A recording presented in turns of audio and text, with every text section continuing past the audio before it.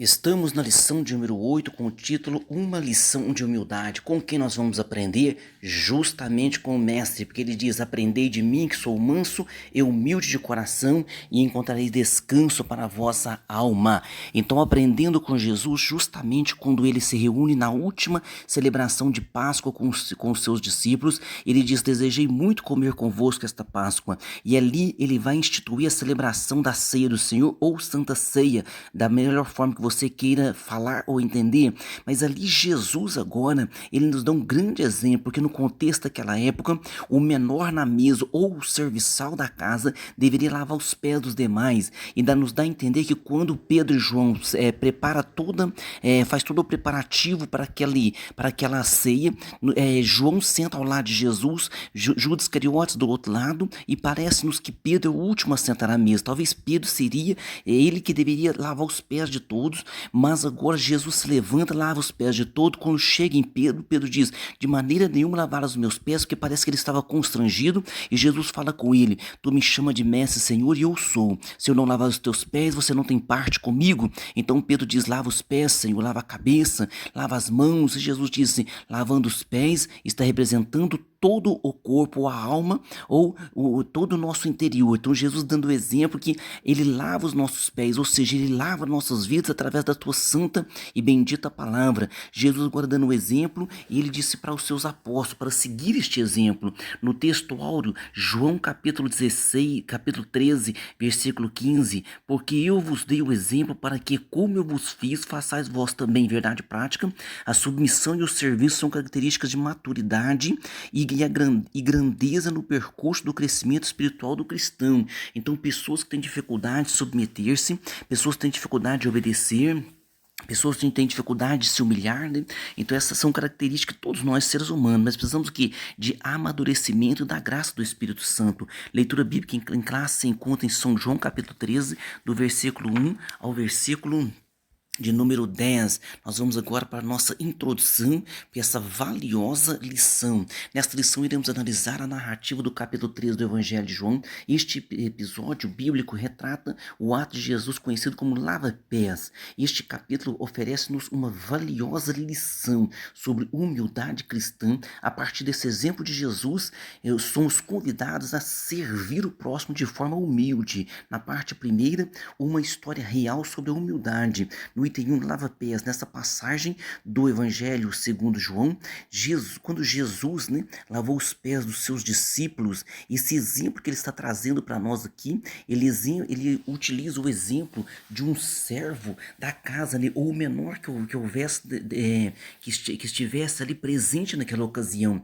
Então ali nós encontramos esse exemplo do Senhor Jesus Cristo. Ele nos transmite uma lição sobre humildade dentro do reino de Deus. O capítulo menciona que este episódio ocorreu pouco antes da Páscoa, quando ele celebrou a última ceia pascal com os seus discípulos. Nessa ceia, o Senhor instituiu a Santa Ceia, ou Ceia do Senhor, um encontro solene que realizamos atualmente. Algumas igrejas realizam a Santa Ceia semanalmente, outras mensalmente e outras anualmente. Nós preferimos essa metodologia que nós temos de mesa a mesa celebrar a ceia do Senhor, porque ele próprio disse, fazer isso em memória de mim. Então é muito importante a Santa Ceia, é uma ordenança do Senhor Jesus, como é também o batismo nas águas. No item 2, o desenvolvimento da história. No capítulo 13, o mestre tomou uma bacia com água e uma toalha, levantou as pontas das suas vestes e atou-as à sua cintura, pegou nas mangas longas e largas das suas roupas masculinas típicas da época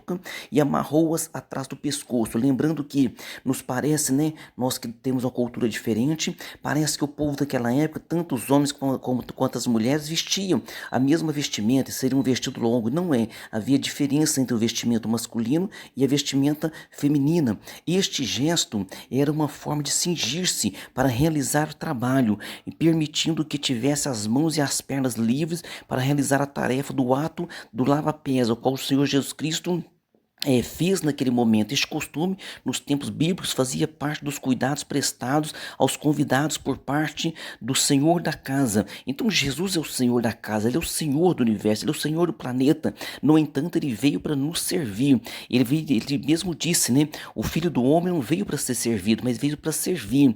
Ao chegar na residência designada para a ceia, Jesus verificou que não havia ali nenhum servo disponível. E como eu também falei com vocês que era o costume daquela época, o menor também participante ali, ele poderia se levantar para lavar os pés dos demais. Nos dá a entender que Pedro, né, foi o último a se preparar ali, porque ele ajudou em toda a preparação. E João, que era um discípulo mais jovem, mais novo, já senta ao lado de Jesus, Judas Iscariotes do outro lado, e Pedro então nos dá a entender que foi o último a sentar. Mas Jesus, e ele deu o exemplo ali, foi um grande exemplo que ele deu. No item 3, a mudança de paradigma. Como anfitrião, o dono da festa, né, daquela ceia, após o encerramento dessa reunião única e tradicional, surpreendendo os discípulos, nosso Senhor começou a ensinar através do lava-pés. Ou seja, Jesus ensina através da prática, e você tem que entender isso. Por mais que você fale, por mais que você pregue, as pessoas vão estar atentas ao que nós fazemos. Então você deve falar, deve pregar, mas deve agir como um cristão. Então ele mostrou ali que a humildade representa a verdadeira grandeza espiritual do seguidor do Evangelho. Por isso utilizou um gesto cotidiano para exemplificar esta atitude humilde. É evidente que neste episódio que o cristianismo só se tornará eficaz e alcançará o propósito do reino de Deus se os valores ensinados pelo Mestre forem realmente praticados pelos seus seguidores. Ou seja, o Evangelho é uma prática do amor, é uma prática do Senhor Jesus Cristo. Ser chamado de cristão não deveria ser apenas um apelido para aqueles que falam que creem no Cristo, mas deveria ser o apelido daqueles que seguem a trajetória do Cristo. Então o Senhor Jesus Cristo deixou bem claro, né? Ele diz assim, ó: tomai sobre vós o meu jugo, aprendei de mim, que sou manso e humilde de coração, e encontrareis descanso para a vossa alma. Então esse é o conselho do Senhor Jesus Cristo para as nossas vidas, e esse conselho do Senhor Jesus Cristo, ele é bem-vindo. E esse conselho do Senhor Jesus Cristo, todo o conselho que vem da palavra do Senhor, é como se fosse um mandamento para nós. Mas como colocar em prática, pastor? Através da misericórdia e da graça do Espírito Santo sobre a nossa vida. Na parte 2, humildade implica autoconhecimento, conhecendo a própria natureza. Peraí, mas como que o homem pode conhecer os seus limites? Veja bem, há pessoas que dizem hoje, né, um ditado que é muito antigo, que é conhecer um homem, então dê a ele autoridade, dê ele um cargo na empresa, e você vai ver como que ele pode mudar o seu comportamento de humilde, né, para uma pessoa mais arrogante, para uma pessoa que não tem ali a compaixão ou a humildade. Estão conhecendo a própria natureza. Jesus tinha plena consciência de quem era e entendia o seu papel e sua relevância como Senhor e Mestre, porque diz aqui em São João 13:3, Jesus, sabendo que o Pai tinha colocado nas suas mãos todas as coisas e que havia saído de Deus e que ia para Deus. Então, neste contexto, ele deliberadamente trocou o seu papel de Senhor por um de simples mestre, de um simples servo. Mas por quê? Porque é o que eu estou dizendo durante essa lição. É a prática, é colocar em prática. Então ele fala e ele faz. Então muitas vezes hoje os pastores, os mestres, os ensinadores, nós estamos pecando. Por quê? Porque nós estamos dizendo assim, ó: faça o que eu falo, mas não faça o que eu faço. Isso é ditado do inimigo, ditado vindo das trevas. Nós devemos dizer o seguinte: eu estou lhes ensinando e estou procurando colocar em prática o que eu também estou ensinando, porque é um ensinamento do Senhor Jesus Cristo, é um ensinamento que vem de Deus para as nossas vidas. Então, devido ao pecado, temos dificuldade em nos submeter aos outros e nos humilhar. Frequentemente preferimos olhar de cima para baixo, raramente de baixo para cima. Assim sendo, o que acontece dessa forma? Jesus, na sua posição de mestre e Senhor, ensina-nos a virtude da humildade. Ele diz assim, ó: eu vos dei o exemplo. Então Jesus está dizendo o seguinte: eu vos dei o exemplo, ou seja, façam aquilo que eu faço. Então eu estou ordenando, estou ensinando e estou também fazendo, estou colocando aqui em prática. As crianças, uma observação muito clara que eu vou deixar a vocês: pegue uma criança de 1 ano e meio, 1 ano e 2 meses, de 2 anos, ensina ela alguma coisa, ela vai te observar. Você pode ensinar 10 vezes, falar na cabeça dela, mas o que você fizer, ela vai atrás de você e repete o que você está fazendo. Por quê? Porque as crianças estão dando exemplo para nós, porque elas vão fazer aquilo que você está fazendo. Por mais que você fale coisas boas, mas você tem que também ter comportamento adequado. No item 2 aqui, o exemplo deixado por Jesus. Pense no verbo divino repleto de glória e poder que abdica da sua majestade para vivenciar a experiência humana, como menciona o Evangelho, né? Não busco a minha vontade, mas a vontade do Pai que me enviou. Assim sendo, quando o verbo divino ele tornou-se carne e uniu-se à nossa condição, essa compreensão doutrinária sobre a encarnação de Jesus confere um significado ainda mais profundo ao episódio do lava-pés, onde estava o Deus encarnado lavando os pés de pessoas comuns. À luz desse exemplo, não deveria ser tão difícil servir aos outros, submeter-se à liderança dos nossos irmãos. Então, desviar a nossa própria vontade em favor da vontade divina deveria ser algo natural. Ou seja, nós temos que nos submeter, e isso é muito difícil. Nós temos uma dificuldade muito grande em nos humilhar. No entanto, a nossa natureza pecaminosa torna árdua a prática do serviço e o cultivo da humildade. Por isso mesmo, o apóstolo Paulo faz este apelo e diz assim em Filipenses: de sorte que haja em vós o mesmo sentimento que houve também em Cristo Jesus, que sendo em forma de Deus, ou seja, sendo Deus, não teve por usurpação ser igual a Deus, ou seja, não usou a sua deidade em benefício próprio, jamais o Senhor Jesus fez isso. No item 3, o amor, o maior no reino de Deus. O nosso Senhor percebia que existiam momentos em que os seus discípulos se preocupavam com quem seria considerado o maior. Então, houve esses momentos em que os seus discípulos se preocupavam. Quem seria o maior? Diz assim em Lucas 22, e ele lhes disse, os reis dos gentios dominam sobre eles e os que têm autoridade sobre eles são chamados benfeitores. Mas vós não sereis assim. Antes, o maior entre vós seja como o menor, e quem governa como quem serve. Pois qual é maior, quem está à mesa ou quem serve? Porventura não é quem está à mesa?